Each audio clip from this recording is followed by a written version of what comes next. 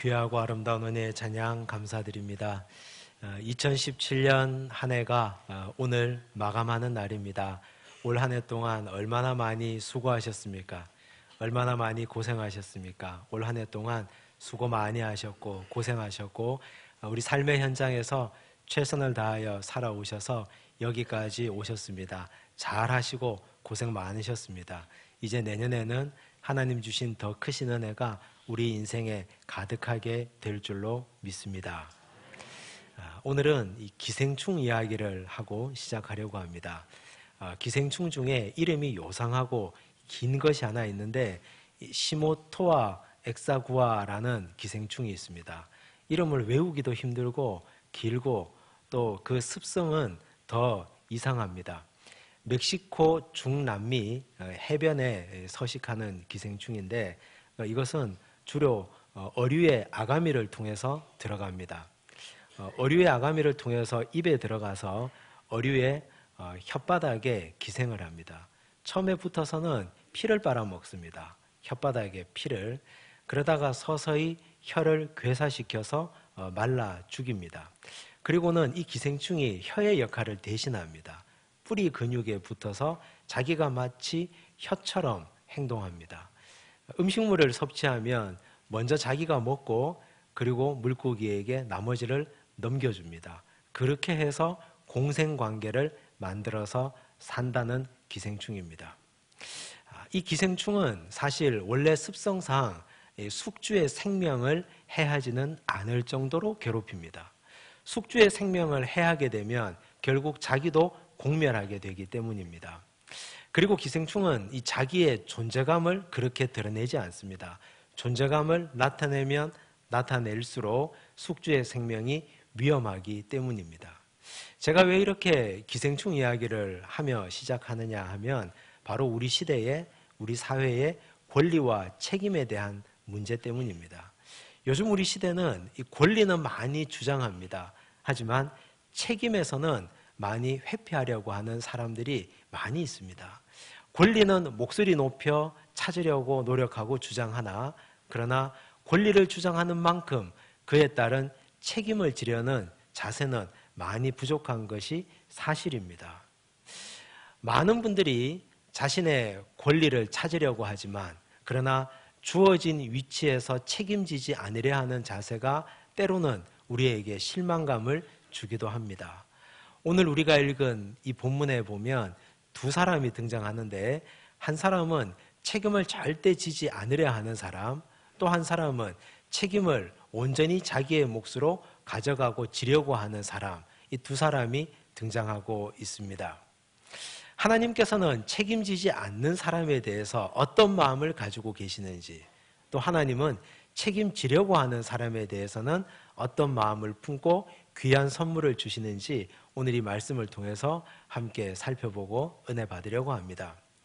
보아스가 아침이 되자 성문으로 올라갔습니다. 그날 저녁 새벽녘에 보아스는 자기 타작마당에 찾아온 룻을 헷세드의 은혜로 덮어주었습니다. 수치감을 주지도 않고 부끄럽게 하지 않고 은혜를 베풀어 주었습니다. 그리고 그냥 돌려보내지 않고 보리를 6번이나 되어서 돌아가서 시어머니와 먹으라고 은혜를 많이 베풀어주고 돌려보냈습니다. 그리고 나서 아침이 됐습니다. 아침이 돼서 보아스가 가장 먼저 한 것이 성문 높은 곳 꼭대기에 올라간 것입니다. 이 성문에 올라간 것은 이 두 가지 목적 때문입니다. 하나는 높은 곳에 올라가서 누군가를 찾고자 했기 때문입니다. 어떤 사람이 지나가는데 그를 찾아서 할 일이 있었습니다. 두 번째는 그 사람과 앉아서 법적인 조항을 마무리 짓고자 함이었습니다. 사람들을 많이 증인으로 세워놓고 그분과 함께 앉아서 마무리할 일이 있었습니다. 높은 곳에 올라가서 한 사람을 기다렸는데 만났습니다. 누구를 기다렸느냐? 나오미의 집에 기업을 물려줄 사람 중에 첫 번째 자리, 첫 번째 위치에 있는 사람이었습니다. 그가 지나가자 불러 세웁니다. 성문으로 올라오라 했습니다. 그리고 옆에 베들레헴의 장로들 10명을 세워놓았습니다. 장로 10명을 세워놓았다는 것은 바로 공증 때문입니다. 지금부터 우리가 하는 모든 말과 언약과 약속들은 법적인 구속력과 효력을 갖는다. 지금부터 여기서 결정한 걸 딴소리하면 안 된다. 그래서 공정을 하기 위해서 장로 10명을 함께 앉혀놓았습니다. 그리고 나서 그에게 나오미 집의 상황을 설명을 해줍니다. 나오미의 집에 땅이 있는데 그 땅을 팔려고 한다. 그러니 그 땅을 네가 사라. 여기서 우리가 그 당시 고대 시대에 땅 매매에 대한 관습을 짚고 넘어가야 됩니다. 원래 토지는 모두가 하나님의 소유여서 사거나 팔 수 없습니다. 여기서 땅을 사고 판다는 말은 땅의 경작권을 사고 판다는 말입니다. 나오미와 엘리멜렉이 자기 고향 땅 베들레헴을 정리하고 모압 땅으로 떠날 때 그때 경작권을 돈을 받고 팔았습니다. 그 땅에 대한 소유권을 돈을 받고 팔았다는 말입니다. 그리고 나서 다시 돌아왔습니다. 이제는 이 땅에 고향에 왔으니 경작권을 되찾아야 되는데 돈이 없습니다. 경작권을 되찾을 돈이 없습니다. 그러니 시간이 지나면 어떻게 되겠습니까? 자연스럽게 지금 경작하고 있는 사람의 소유가 될 것입니다. 그래서 기업을 물러주는 사람은 그 경작권을 돈을 주고 다시 사와야 됩니다. 그걸 말하고 있는 것입니다. 이 얘기를 듣자 첫 번째 순위에 있는 사람이 내가 그렇게 하겠다고 아주 쉽게 대답했습니다. 이 사람이 왜 이렇게 쉽게 대답했느냐 하면 땅을 사고 경작권을 사는 일은 어려운 일이 아니었기 때문입니다. 돈이 좀 들어서 경작권을 사도 나중에 소작을 주면 몇 배의 수입을 얻을 수 있습니다. 그래서 쉽게 생각하고 내가 그 땅을 사겠다. 내가 경작권을 사겠다. 이렇게 말했습니다. 그런데 이 사람은 뒤이어 따라오는 의무를 알지 못했습니다. 두 가지 의무가 뒤이어 따라오는데 그 의무를 보아스가 그 사람에게 알려줍니다. 5절입니다. 함께 읽겠습니다. 보아스가 이르되 내가 나오미의 손에서 그 밭을 사는 날에 곧 죽은 자의 아내 모압 여인 루색에서 사서 그 죽은 자의 기업을 그의 이름으로 세워야 할지니라 하니. 두 가지 의무를 더 가르쳐 줍니다. 첫 번째 의무는 그 집에 룻이라는 자녀가 없는 과부가 있다. 이 여인을 네가 거두어 주어야 된다. 두 번째는 그 거둔 여인과의 사이에서 자녀가 나면 그 자녀에게 이 땅을 상속해주고 죽은 자의 이름을 거룩하게 높여서 계승되도록 해주어야 한다. 이 두 가지 의무를 함께 제시했습니다. 이 이야기를 듣자마자 첫 번째 자리에 있었던 기업 물을 자가 나는 못하겠다. 내 기업에 손해가 될까 봐 나는 못하겠다. 네가 해라 하고 발을 빼버렸습니다. 상식적으로 생각해도 이건 전혀 수지가 맞지 않는 이야기입니다. 땅을 사는 것도 그렇고 그런데 그 땅이야 시간이 지나면 소작을 주면 돈이 들어오니까 괜찮은데 더 큰 문제는 그 여인을 거두어 주어야 하고 여인과의 사이에서 난 아들에게 상속으로 이 땅을 주어야 한다는 것. 이것이 더 큰 문제입니다. 나에게는 아무것도 남는 것이 없었습니다. 그래서 이 사람은 발을 빼버렸습니다. 우리 같으면 어떻게 하겠습니까? 입장을 바꿔서 그 자리에 내가 있었다면, 내가 기업 물을 자의 자리에 첫 번째 위치에 있었다면 우리도 사실 그걸 받아들이기가 쉽지 않을 겁니다. 아니 쉽지 않은 정도가 아니라 아마 이걸 수용하는 사람은 거의 없을 겁니다. 그런데 하나님은 우리에게는 이 상식인 이야기를 하나님은 좀 다르게 보고 계십니다. 하나님은 이걸 악하게 보셨습니다. 그러면서 하나님은 이 성경에 첫 번째 기업을 물을 자의 서열에 있는 사람의 이름을 기록하지 않습니다. 하나님의 생명책인 이 성경에 이분의 이름이 없다는 것은 하나님이 이 사람을 악하게 보셨다는 것이고 하나님이 이 사람을 심판하셨다는 것입니다. 1절에 보면 보아스가 그의 이름을 부를 때 이름을 부르지 않고 이렇게 말합니다. 마침 보아스가 말하던 기업 물을 자가 지나가는지라 보아스가 그에게 이르되 아무개여 이리로 와서 앉으라. 아무개여라고 부르고 있습니다. 이 아무개여라는 말이 히브리어 성경에 보면 알모니라고 쓰여 있습니다. NIV 영어 성경에는 my friend라고 번역하고 있는데 사실 이 번역은 좋은 번역은 아닙니다. 원래 원문 그대로 영어로 옮기면 so and so man, 그저 그런 사람, 그렇고 그런 사람. 우리말 성경이 훨씬 더 잘 번역했습니다. 아무개요. 하나님이 보실 때 친족의 어려움을 외면하고 책임을 지지 않으려고 하는 이 사람은 이름이 없는 사람이나 마찬가지였습니다. 하나님이 보실 때 이 사람은 아무개 그 이상의 사람이 아니었던 것입니다. 책임을 지지 않으려고 하는 사람, 내 기업에 손해가 있을까 해서 내가 책임지는 자리에 첫 번째 자리에 있으면서도 책임을 지지 않으려 하는 사람을 하나님은 이름을 불러주지 않고 아무개라고 불렀습니다. 알몬이라고. 우리는 2017년 한 해를 살아오시면서 책임지는 일을 하고 사셨습니까? 그렇지 않으면 그저 얹혀 사는 인생을 살아오셨습니까? 저는 이 말씀을 준비하면서 나는 담임 목회자로서 이 교회를 섬기면서 과연 책임지는 자의 자세로 살았는가 생각해 보니 그렇지 못한 것이 훨씬 많았습니다. 우리가 직분을 받은 자로 하나님의 교회의 중직들로 하나님께서 맡겨주신 직분과 사역을 따라서 우리에게 이런 일들을 맡겨주셨는데 혹시 내가 내 기업에 손해가 될까 봐, 혹시 내가 내 사는 인생에 손해가 될까 봐 발을 빼버리고 책임을 회피하고 살지는 않았는지. 만약 그랬다면 하나님은 우리의 이름을 불러주시지 않고 너는 이름 없는 아무개의 다름 아니다 하실 겁니다. 부디 2017년 올 한 해를 그렇게 사셨다면 이제는 다시 2018년 내년을 준비하면서 하나님 앞에 이름이 불리우는 사람이 되기를 바랍니다. 아무개라고 칭함당하지 마시고 하나님이 보실 때 이름 석자가 또박또박 불려지는, 비록 나에게 손해가 될지라도 책임의 선상에서 열정적으로 책임을 잘 감당하는 주의 종들 되시기를 간절히 바랍니다. 보아스는 그럼에도 불구하고 이 첫 번째 사람이 발을 뺐는데 이 일을 내가 하겠다고, 내가 이 책임지겠다고 가져오고 있습니다. 오늘 말씀 9절과 10절입니다. 9절과 10절을 함께 읽겠습니다. 보아스가 장로들과 모든 백성에게 이르되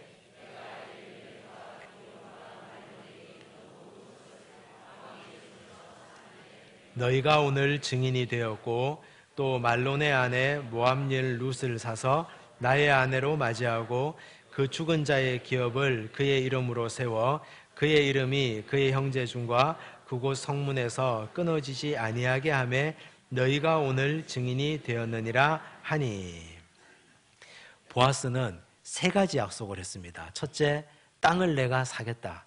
두 번째, 모압 여인 룻을 내가 거두겠다. 세 번째, 자녀가 나면 죽은 자의 이름으로 상속하겠다. 이 세 가지 약속을 온전히 다 약속하고 공증했습니다. 사실 이건 이 시대적 상황에 비추어 보면 대단한 결단입니다. 지금 이 보아스가 살았던 이 시대는 사사시대입니다. 사사시대가 어떤 시대입니까? 하나님께서 말씀과 율법과 제사를 맡겨주었던 레위 지파는 먹고 사는 것 때문에, 물질 때문에, 보다 더 높은 명예욕 때문에 그 땅을 버리고 떠나서 개인주의로 살아갔던 시대입니다. 이기주의, 개인주의가 극도로 팽배했던 시대였습니다. 그 시대가 바로 사사시대입니다. 그런데 그런 시대에 보아스는 자기 기업에 손해가 있지만 하나님이 나에게 맡겨주신 기업 물을 자의 책임을 나는 회피하지 않겠다. 내가 그대로 안겠다고 결단했습니다. 사람들은 이 부분에서 보아스를 오해하기도 합니다. 룻이 이뻤기 때문에, 보아스가 룻을 사랑했기 때문에 그랬던 것 아니냐, 사랑에 눈이 멀면 뭔들 못하겠느냐 말합니다. 하지만 이건 오해입니다.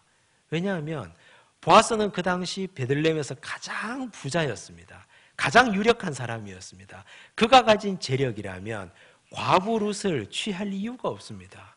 그는 이 여인 룻보다 하나님이 말씀하신 기업 물을 자의 책임의 선상에서 내가 이 일을 책임 있게 감당하는 것이 하나님의 백성의 의무라는 걸 마음에 새겼기 때문에 이렇게 어려운 일을 결단할 수 있었습니다. 이 결단에 대해서 하나님은 가만히 두고 보시지 않습니다.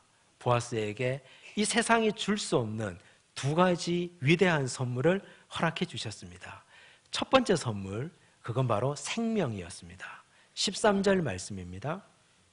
함께 읽겠습니다.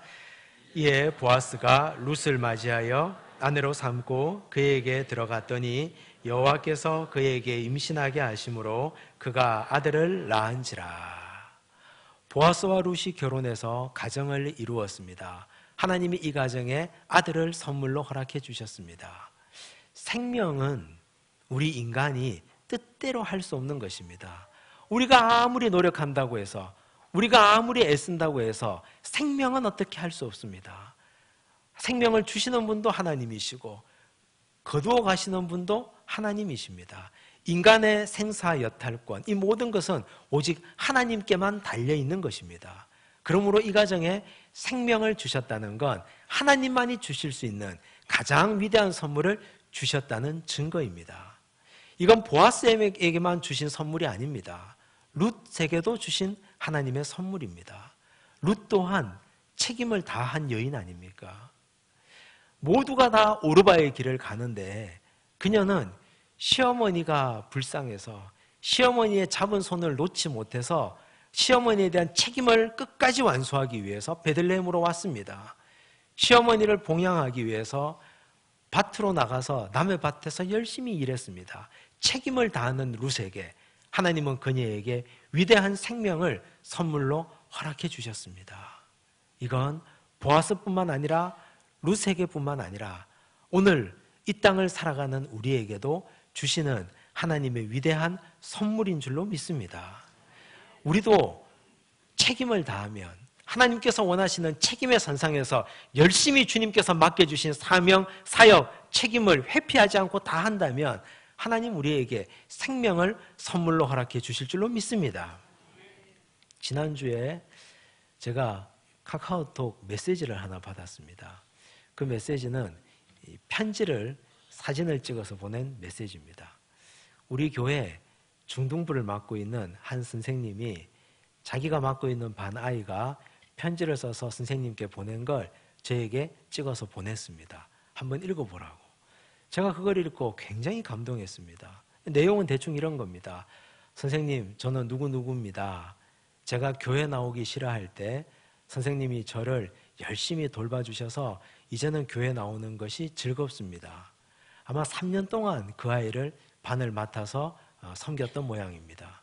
저에게 성경책도 사주시고 배가 고프면 햄버거도 사주시고 제가 우울해 있으면 PC방도 데려가 주시고 가끔 볼링도 함께 가자 해주시고 그래서 저는 이제 교회 나오는 것이 너무 즐겁습니다. 내 친구 누구누구도 이제 꼭 제가 챙겨서 데려 나오겠습니다. 그리고 제일 마지막에 내용이 아주 놀랍습니다. 선생님 사랑합니다. 이렇게 적었습니다. 중3짜리 남자아이에게 사랑한다는 말을 들어본 적이 있으십니까? 저희 집 아이가 중학교 2학년인데 제 아버지한테 사랑한다는 말을 한 지가 언젠지 저는 그 말을 들어본 지가 기억도 나지 않습니다. 중학생 3학년 남자아이가 교회 학교 선생님에게 편지를 쓰고 사랑한다고 고백하고 그 편지와 사랑한다는 것 고백뿐만이 아니라 겨울에 춥다고 가죽 장갑까지 선물로 해서 보냈습니다. 그 선생님이 3년 동안 그 아이를 돌보면서 자기의 손에 나는 것 생각하지 않고 시간의 수고, 물질의 수고, 마음의 수고 이걸 아끼지 않고 책임 다하는 자리에 있었을 때 하나님께서는 생명을 유업으로 없는 놀라운 선물을 허락해 주셨습니다. 그 아이는 그 선생님 덕분에 영혼의 구원을 얻었고 그 아이는 이제 그 선생님 없이도 혼자서 자립신앙을 가지고 믿음 생활 잘 할 수 있게 되었습니다. 책임을 다하는 자에게 주시는 하나님의 놀랍고 위대하신 선물입니다. 우리 모두가 책임 선상에서 열심히 믿음 생활 감당하시고 열정적으로 그 일을 감당하시면 하나님이 우리에게도 이런 귀한 선물을 허락해 주실 줄로 믿습니다. 이뿐만이 아닙니다. 하나님이 보아스에게 주신 또 다른 선물은 이름이 유명하게 되는 선물이었습니다. 오늘 말씀 21절, 22절을 보시겠습니다. 함께 읽겠습니다. 살몬은 보아스를 낳았고 보아스는 오벳을 낳았고 오벳은 이새를 낳고 이새는 다윗을 낳았더라. 이 족보를 보며 이상하지 않습니까? 원래 이 족보에 보아스 자리에는 보아스가 빠져야 됩니다.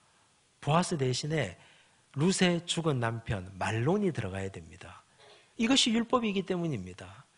왜냐하면 보아스는 기업을 물러주는 위치에만 있었기 때문입니다.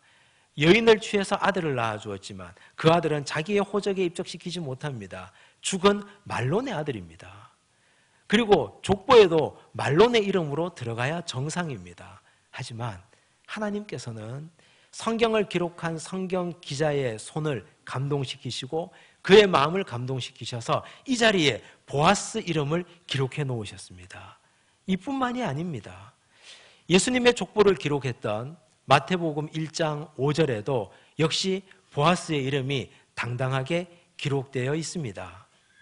예수님의 족보에도 결국은 보아스 이름 석자가 아로새겨짐으로 말미암아 하나님께서 그를 어떻게 사랑하는지를 우리에게 보여주고 있습니다. 함께 읽겠습니다. 살몬은 라합에게서 보아스를 낳고 보아스는 룻에게서 오벳을 낳고 오벳은 이새를 낳고. 하나님의 마음이 바로 이런 마음입니다. 네가 맡은 바 책임을 다했느냐? 네가 나의 율법을 책임 다해서 네 기업에 손해나는 걸 감수하고서라도 그렇게 열심히 섬기고 지켰느냐? 그러면 내가 너의 이름을 오고 오는 모든 인류에게, 온 세상 모든 사람들에게 유명하게 만들어주겠다. 네 이름을 많은 사람이 칭송하게 하고 찬양하게 하겠다. 하나님의 마음이 바로 그런 마음이었습니다. 보아스는 여기까지는 기대도 하지 않았을 것입니다. 자기는 그저 기업을 물러주는 자의 책임으로 해야 할 일을 다했다 생각했을 것입니다. 그런데 하나님은 보아스의 기대보다 훨씬 더 나가시는 분이십니다. 보아스가 역시 그랬던 사람 아닙니까? 부끄러움만 당하지 않기를 기대하며 나왔던 룻을 쫓아내지 않고 부끄럽게 하지 않고 그녀의 청을 덜어주고 또 그녀에게 보리를 6번이나 되어서 안겨주었던 더하기의 인생을 살았던 보아스, 그도 역시 하나님께 생각지 않았던 놀라운 선물을 받았습니다. 생명을 선물로 받았고 이름이 유명하게 되는 선물까지 받았습니다. 이것이 보아스가 받았던 위대한 선물입니다. 책임지는 자에게 주시는 하나님의 선하고 귀하신 선물입니다. 룻기를 마치면서 우리는 룻을 통해서, 보아스를 통해서 무엇을 느낍니까? 시대를 거슬러 올라가는 역설의 삶, 역동적인 삶을 우리는 배워야 됩니다. 모두가 다 오르바의 길을 가는데 룻은 좁은 길, 십자가의 길을 갔습니다. 시어머니의 잡은 손을 놓지 않고 와서 그녀를 열심히 섬겼습니다. 하나님은 우연으로 가장된 필연을 선물로 허락해 주시고 그곳에서 보아스를 만나게 하시고 룻의 인생이 꽃피고 아름답도록 인도해 주셨습니다. 보아스는 또 어떻습니까? 자신의 밭을 통해, 자신의 소유를 통해 하나님이 일하시도록 마음껏 내드렸습니다. 편견을 갖지 않는 사람이었습니다. 헷세대의 은혜로 덮어주고 가려주는 사람입니다. 더해주는 사람이었습니다. 또한 보아스는 책임지는 사람이 되어서 생명을 선물로 받고 이름이 유명하게 되었습니다. 2017년 한 해 우리의 삶이 비록 보아스와 룻과 같이 못했다 하더라도 이제 다시 돌이켜 내년을 준비하며 하나님, 우리가 내년은 룻처럼 살아보겠습니다. 보아스처럼 한번 살아보겠습니다. 결단하시고 정말 그렇게 한번 살아가시기를 바랍니다. 그래서 주님께서 우리 인생에게 주시는 귀한 생명의 축복과 이름이 유명하게 되는 복, 그런 귀한 복을 함께 받아 누릴 수 있는 하나님의 백성 되시기를 간절히 바랍니다. 기도하겠습니다. 하나님 은혜 감사합니다. 올 한 해 돌아보면 우리는 룻처럼 살지 못했고 보아스처럼 살지 못했습니다. 그저 남들에게 얹혀서 이름 없이 존재감 없이 책임지지 않으며 권리만 주장하고 살았습니다. 주님 용서하여 주시옵소서. 이제 다시 우리가 내년을 기대하며 내년을 다시 기다리며 룻처럼 보아스처럼 역설의 진리를 실천하며 살기를 원합니다. 주님, 책임지는 자의 자리에 있게 하여 주옵소서. 결단하는 자리에 있게 하여 주시옵소서. 하나님이 나에게 맡겨주신 그 책임 최선을 다하여 감당하는 귀한 주의 종들 되도록 인도하여 주시옵소서. 그래야 하나님 주시는 생명의 복과 하나님 주시는 이름의 복을 받아 누리는 모든 주의 백성들 되게 하여 주옵소서. 예수님 이름으로 기도드리옵나이다. 아멘.